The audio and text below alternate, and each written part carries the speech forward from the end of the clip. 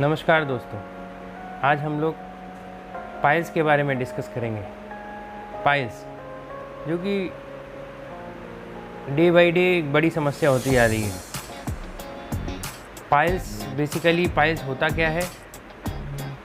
तो पाइल्स को आप लोग कुछ नामों से जानते हैं, जिसमें बहुत ज़्यादा जो फेमस नाम है, पाइल्स को हीमोरॉइड्स भी बोलते हैं और पाइल्स को हिंदी में बवासीर भी बोलते हैं। अब हीमोरॉइड्स क्यों बोलते हैं, उसके पीछे क्या reason? Piles basically anal reason में होता है और एनल रीजन जो है वो लार्ज इंटेस्टाइन का एक लास्ट पार्ट है, जिसको रेक्टम बोलते हैं। वहीं पे एनस रीजन होता है। तो पाइल्स जो है बेसिकली रेक्टम में होता है और रेक्टम जो है लार्ज इंटेस्टाइन का एक पार्ट है। इसका मतलब इंटेस्टाइनल डिजीज़ है। तो बहुत सारे लोग यही कंफ्यूज रहते हैं कि पाइल्स एक इंटेस्टाइनल डिजीज़ है भी कि नहीं। तो ये कन्फ्यूज़न एकदम दूर कर लीजिए कि 100% पाइल्स जो है वो एक इंटेस्टाइनल डिजीज़ है। लार्ज इंटेस्टाइन का लास्ट पार्ट रेक्टम, और रेक्टम में जो एनल रीजन है वहाँ पे पाइल्स होता है। वहाँ पे एक ही वेन की सप्लाई होती है, जिसको हीमोरॉइडल वेन बोलते हैं।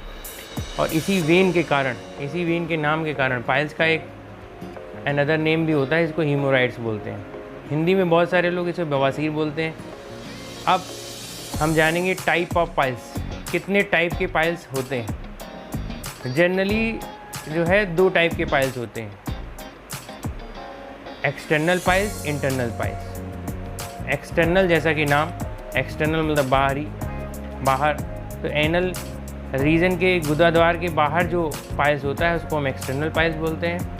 इंटरनल जैसा कि नाम, इंटरनल मतलब गुदाद्वार के अंदर या एनल रीजन के अंदर जो पाइल्स होता है उसको हम इंटरनल पाइल्स बोलते हैं। अब एक्सटर्नल पाइल्स को कुछ लोग मस्सा भी बोलते हैं। तो पेशेंट आता है, पेशेंट बोलता है डॉक्टर हमारे 1 मस्से हो गए, 2 मस्से हो गए, 3 मस्से हो गए। तो बेसिकली वो सब जो है वो एक निकल आता है। तो उसे 2nd degree piles, 3rd degree piles इसमें भी बांटा गया है। तो 1st degree piles, 2nd degree और 3rd degree piles.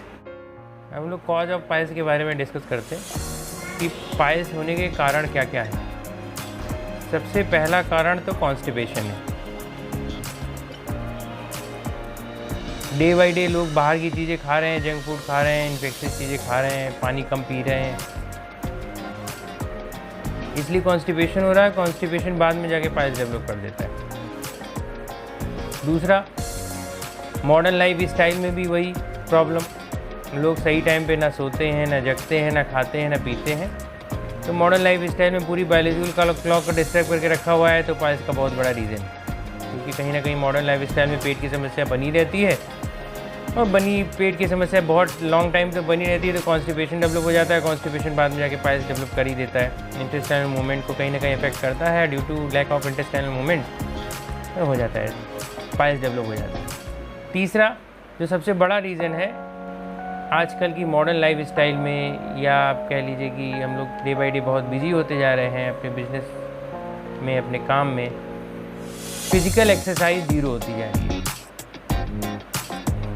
Modern life style का ये भी एक कहीं ना कहीं पार्ट है कि लोग लेट सो के उठते हैं। उसके बाद उनको दफ्तर, ऑफिस, काम पे जाना होता है। तो लेट सो के उठे, 8 बजे तक, 8:30 बजे तक सोई के उठे। अब 9 बजे 10 बजे तक उनको ऑफिस जाना है, तो फटाफट उठे, किसी तरह बाकी अपने काम करके तैयार वैयार होकर अपना चल दिए। तो physical exercise day by day 0 होती जा रही है। और लैक ऑफ फिजिकल एक्सरसाइज, जब फिजिकल एक्सरसाइज कुछ भी नहीं होगी तो इंटेस्टाइनल मूवमेंट उस लेवल का कहाँ से होगा? तो पाइल्स डेवलप हो रहा है। प्रेगनेंसी के केस में जनरली देखा गया कि पाइल्स डेवलप हो जाता है।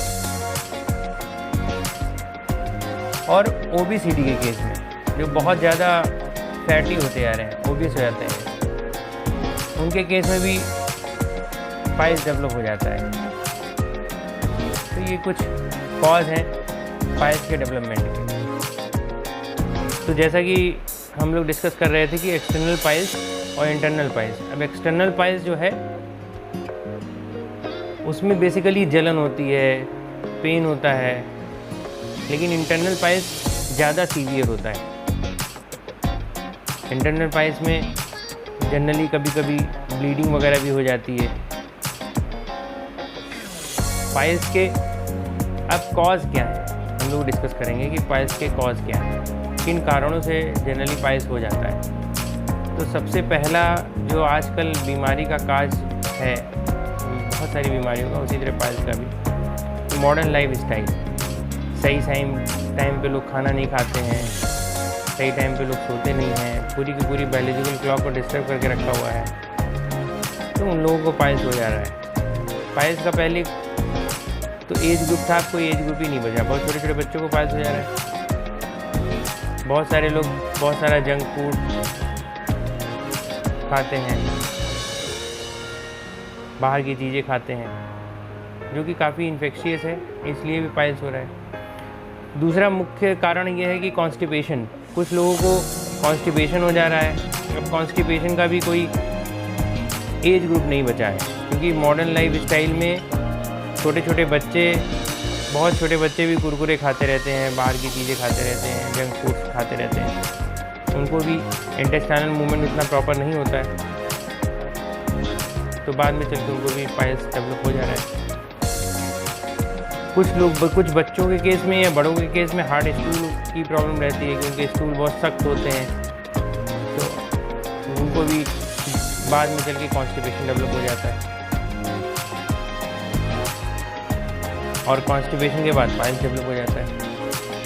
तो पाइल्स के मुख्यतः हर ये कारण है। अब हम किस तरीके से प्रिवेंशन करेंगे पाइल्स का, तो पाइल्स का प्रिवेंशन करने के लिए सबसे ज़्यादा तो हमको मॉडर्न लाइफ स्टाइल को छोड़ के सही टाइम पे खाना खाना पड़ेगा, ज़्यादा पानी पीना पड़ेगा, फिजिकल एक्सरसाइजेज वगैरह करनी पड़ेंगी, जो कि day by day physical exercises कम होती जा रही हैं। फिजिकल एक्सरसाइज भी एक बहुत बड़ा कॉज है, लैक ऑफ फिजिकल एक्सरसाइज, क्योंकि हम लोग बिजी तो बहुत हो गए, जितने भी प्रोफेशनल्स, चाहे वो कंप्यूटर इंजीनियर हो, डॉक्टर हो, चार्टर्ड अकाउंटेंट हो, लॉयर हो, कोई भी, physical exercise day by day हम लोग नहीं कर पाते, दिन भर काम में ही बिजी रहते हैं, तो फिजिकल एक्सरसाइज हमारी जीरो होती जा रही है। जब फिजिकल एक्सरसाइज नहीं हो रही है तो इंटेस्टाइनल मूवमेंट भी नहीं हो पा रहा, due to lack of intestinal movement बाद में पहले कॉन्स्टिपेशन और बाद में वो पाइल्स डेवलप हो ही जाता है। जैसा कि मैंने बताया था कि पाइल्स का बहुत बड़ा रीज़न, डेवलप होने का बहुत बड़ा रीज़न कॉन्स्टिपेशन है। कहीं ना बहुत प्रोलॉन्ग टाइम तक बैठे रहते हैं, मतलब सिटिंग पोस्चर चेंज करके रखना चाहिए। जैसे स्टूडेंट को बेसिकली बोलना है कि पोस्चर चेंज करके ही पढ़ाई किया करें, जैसे कुछ देर बैठ के पढ़ाई कर ली, कुछ देर टहल के पढ़ाई कर ली, इस तरह से। बहुत ज़्यादा देर तक लॉन्ग टाइम तक बैठे रहने से भी कभी कभी पाइल्स डेवलप हो जाता है। जैसे प्रोफेशनल्स के केस में भी ये प्रॉब्लम रहती है, कंप्यूटर इंजीनियर हों, डॉक्टर्स हों, इंजीनियर्स हों, जो भी सीए हैं, जो भी बैठ के मैक्सिमम काम करते हैं, उनके संग समस्या पाइल्स की ज़्यादा हो जाती है। तो थोड़ा इस बात का ध्यान रखना है कि पोस्चर चेंज करना ही है। दूसरा, प्रिवेंशन में और थोड़ी चीज़ें, जैसे कि ज़्यादा पानी पीना है, हरी साग सब्जियों को प्रयोग करना है, सलाद बेसिकली बहुत अच्छे से आप खाएं। फलों में भी मौसमी फल खाएं, जो मौसमी फल सीजन का जो फल है वही खाएं, बहुत महंगा फल खाने की ज़रूरत नहीं है। सीजनी फल में दो फायदे होते हैं कि उस सीजन के अकॉर्डिंग ही ऊपर वाले ने, प्रकृति ने बनाया हुआ है, और उनमें वो सारी चीज़ें पाई जाती हैं जो उस सीजन के अगेंस्ट लड़ने की क्षमता प्रदान करती हैं, और वो मौसम के हिसाब से वो सस्ते भी होते हैं। तो मौसमी फल ज़रूर खाएं। खाने में सलाद ज़रूर लें, और ज़्यादा क्वांटिटी में सलाद खाएं। हरी सब्जियां लें, ज़्यादा पानी पिएं, 3 से 5 लीटर पानी पर डे का रूटीन में रखें, और थोड़ा मॉर्निंग वॉक वगैरह भी करें, थोड़ी फिजिकल एक्सरसाइज करने की कोशिश करें। मॉर्निंग वॉक भी जो लोग करते हैं उनको पाइल्स की समस्या धीरे धीरे करके कम हो जाती है, दूर हो जाती है। तो अगर ये सब सारी चीज़ों का आप फॉलो करेंगे तो बट ऑब्वियस सी बात है कि पाइल्स की समस्या से काफ़ी हद तक निजात मिल जाएगी। पाइल्स के केस में कभी कभी कुछ लोग शर्म के कारण बताते नहीं हैं कि पाइल्स हो गया है, क्योंकि ऐसी जगह हैं जनरली दिखा नहीं पाते। जो भी आपके क्षेत्र में अच्छे डॉक्टर उनको ज़रूर कंसल्ट करें, क्योंकि ब्लीडिंग पाइल्स के केस में, जैसे कि मैंने कहा कि इंटरनल पाइल्स बहुत ज़्यादा हार्मफुल है और बहुत डेंजरस पाइल्स होता है वो। उस केस में क्या होता है कि ब्लीडिंग होती रहती है, थोड़ी थोड़ी ब्लीडिंग होती रहती है, किसी को बहुत सीवियर ब्लीडिंग होती है डेफिकेशन के समय, लैट्रिन करते समय। तो ब्लीडिंग होते होते वो पेशेंट किसी से बता भी नहीं रहा है, हल्की फुल्की ब्लीडिंग हो रही है, इधर उधर की कुछ दवाएं अपने मन से खा ले रहा है या लोकल मेडिकल स्टोर से खा ले रहा है, बिना डॉक्टर को दिखाए हुए दवा खा रहा है। तो धीरे धीरे सीवियर एनीमिक केस डेवलप हो जाता है। मतलब ऐसे पेशेंटों का कई बार देखा गया कि जब उनका ब्लड टेस्ट कराया तो उनका हीमोग्लोबिन बहुत ही ज़्यादा डाउन हो पाया गया, मतलब 4-5 हीमोग्लोबिन तक पहुंच गया। तो ये एक बहुत बड़ी समस्या है, इससे हमें बच के रहना है और बच तभी पाएंगे जब हम पाइल्स के केस में एज सुन एज पॉसिबल जो भी हमारे क्षेत्र के डॉक्टर उसको दिखाएं, उसे कंसल्ट करें और जितनी भी मैंने प्रिकॉशनरी चीज़ें बताई इन सब चीज़ों का प्रयोग करें। और अगर ब्लीडिंग पाइल्स हो रही है तो एकदम अलर्ट हो जाएं और तुरंत नियर डॉक्टर को दिखाएं और इसे एक CBC ज़रूर करा के रखें कि हीमोग्लोबिन का लेवल क्या है। इस तरह से हम लोग पाइल्स की समस्या से निजात पा सकते हैं।